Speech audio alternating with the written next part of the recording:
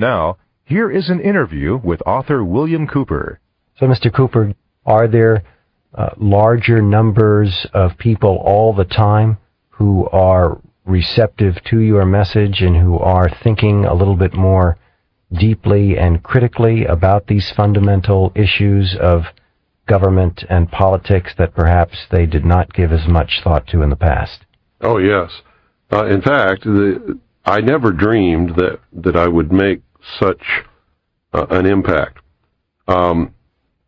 When I first began what I'm doing now, which was many years ago, I was lucky if I could travel 1,000 miles and collect 3 people in somebody's living room, none of whom, by the way, would help me pay for expenses or anything else, to sit down and listen to what I had to say. And I did this many times, travel all the way across the country just to talk to 2 or 3 or 4 people in somebody's home and put all the expenses myself. And now I can go to someplace like the Salt Dome in Salt Lake City and fill the place up with people who want to come and hear what I have to say.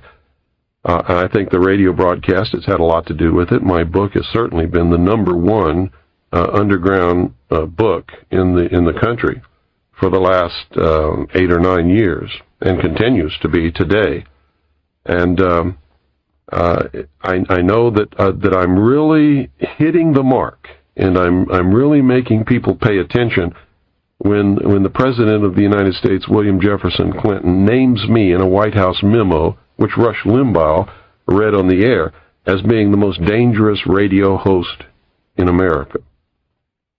To me, that was the most tremendous compliment that I could ever receive. Was worth more than $50 million in my estimation. And if I don't ever do anything more than what I've accomplished, I certainly have accomplished quite a bit in the way of waking up the average American to stop believing everything that he's told or taught and start questioning and using his own mind for something other than to hold up the top of his head. And I think that's happening. I think people are beginning to question and think and arrive at their own conclusions today a lot more than they ever have in history. Trusting people is what got us in this situation. And the whole concept that imperfect man can rule other imperfect men, and it's going to turn out all right, is the most ludicrous proposition that I've ever heard in my life. I think there are a number of people that agree with what you say, who are aware of some of these facts. Again, the question to ask is, given that there may be ills and abuses on the part of the government today, what would be something that a person interested in seeing change could do? What sort of advice would you give somebody who wanted to have an effect for the better, who would want to influence events so that we would begin moving towards a change? There are only 2 possible avenues of change at the present time. One is civil war, which we are heading toward right now. We are rushing toward a civil war in this country. And I foresee that is probably the most reasonable expectation that we can see happening. Not that I want it to happen, not that a civil war is reasonable, but it's the reasonable conclusion after looking at the whole picture. The other is that we could somehow really educate the vast majority of what I call the American sheeple. These are people who are ignorant. Ignorant is not a bad word. It just means that they're without knowledge.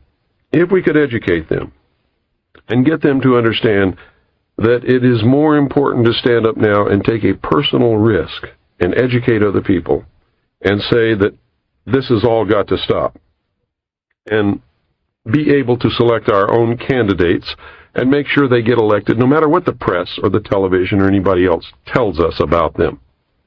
Put them in office, people who will support, protect, and defend the Constitution, like the liars and the charlatans who are in office now swear to do when they take their oath of office, but don't at all. Don't even attempt it. In fact, if you could get the people to do that, then there might be a possibility of a political, peaceful solution. But I can tell you right there that that's not going to happen. It's not going to happen in your wildest dreams, because most people spend the first 21 years of their life trying to get away from daddy and get away from home and become responsible and have their own responsibility in life. They spend the rest of their life, once they find out what that really means, in trying to find a daddy that will take care of them and take all the risk away from them and make sure that they have a job and that their diapers are changed and they have a bed to sleep in at night and a place to play and all of that kind of stuff, just like every other child in the world.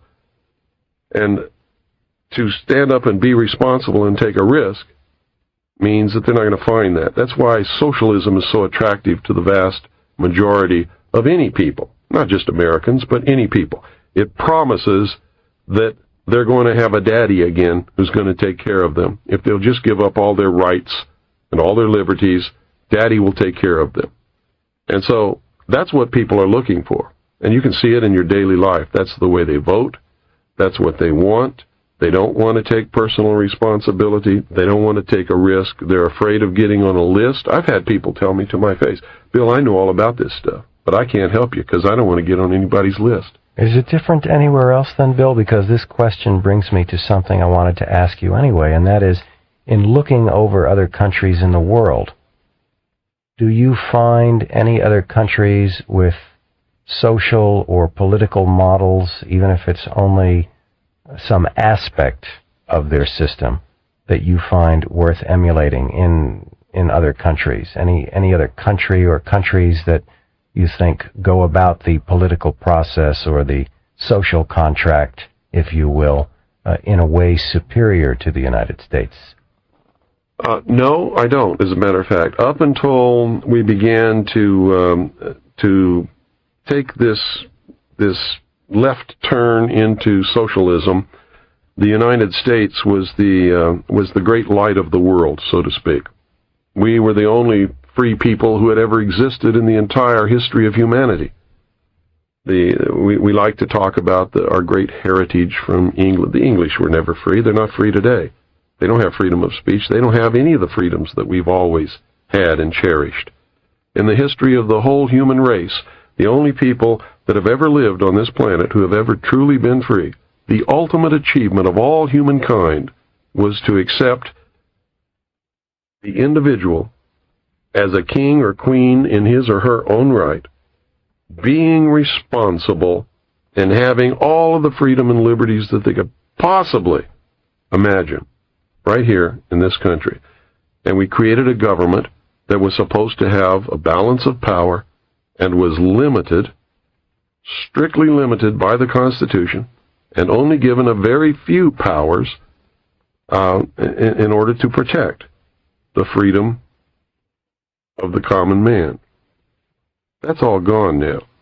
I mean, that's like you hear these politicians in Washington today talking about how the Constitution is an outdated document penned over 200 years ago by a bunch of doddering old men who did not understand the complexities of the modern age. They won't tell you what you should already know, is that the document is not an outdated old document. It is a living Constitution. It has within it the means for change should the people desire that it be changed.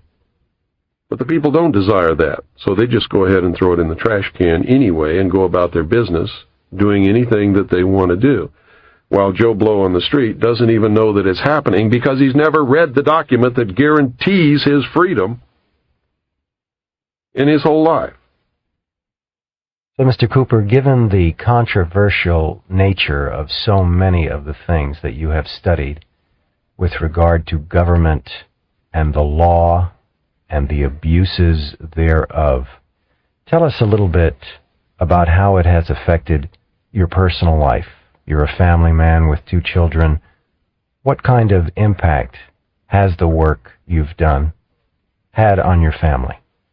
Well, that's quite an interesting question, and that doesn't get asked very much. But it's had a tremendous effect. If you want to find out how quickly society can turn against one, and I'm talking seriously here, stand up and tell the truth about just anything that you want to stand up and tell the truth about.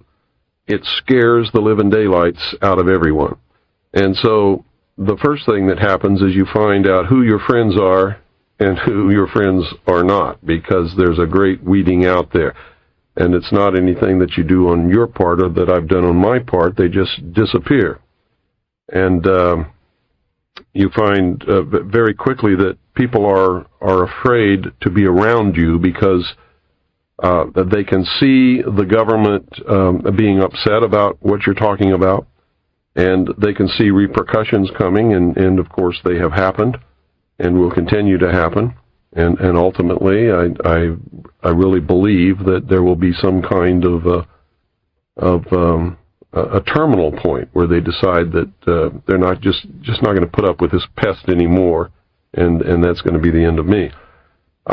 We have been literally financially in the ditch.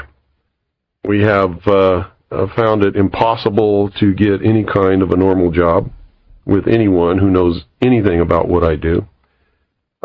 It's you can't go to church, you can't go to cocktail parties because everybody else is sitting around talking about the weather or, oh, what school did you go to? And when you have done the research and arrived at some of the answers that I know to be true now, those people become like kindergarten children.